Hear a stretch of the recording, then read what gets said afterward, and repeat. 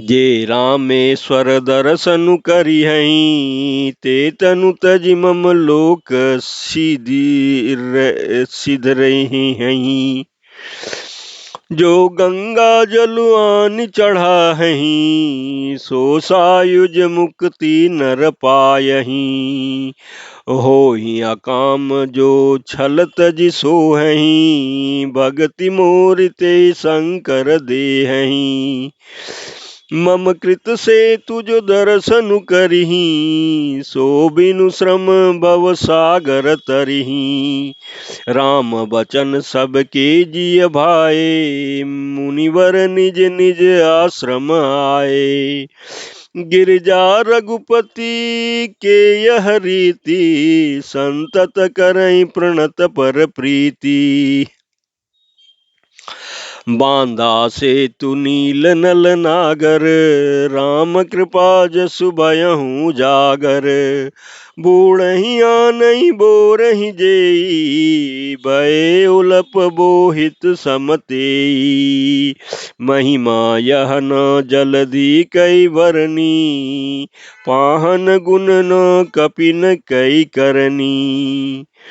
श्री रघुबीर प्रताप ते सिंधु तरे पाषाण ते मंदमति जे राम तजी भजहि जाई प्रभु आन प्रमात सियावर रामचंद्र शंकर जी भजो। लंका कांड दोहा 3। इस चौपाई के प्रसंग में तुलसीदास जी कहते हैं कि जो मनुष्य मेरे स्थापित किए हुए इन रामेश्वर जी का दर्शन करेंगे वे शरीर छोड़कर मेरे लोक को जाएंगे, और जो गंगा जल ला करके इन पर चढ़ावेगा वह मनुष्य सायुज्य मुक्ति पावेगा, अर्थात मेरे पास साथ हो जाएगा। जो छल छोड़ करके और निष्काम होकर के श्री रामेश्वर जी की सेवा करेंगे उन्हें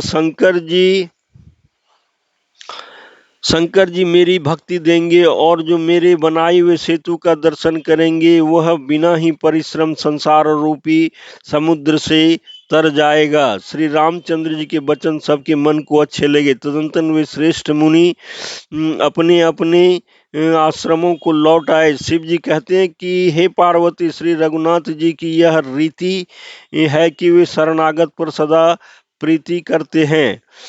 चतुर नल और नील ने सेतु बांधा। श्री रामचंद्र जी की कृपा से उनका यह उज्जवल यश सर्वत्र फैल गया। जो पत्थर आप डूबते हैं दूसरों को डुबा देते हैं वे ही जहाज के समान स्वयं तैरने वाले और दूसरों को पार ले जाने वाले हो गए। यह न तो समुद्र की महिमा वर्णन की गई, न पत्थरों का गुण है, और न ही बानरों की कोई करामात है। श्री रघुवीर जी के प्रताप से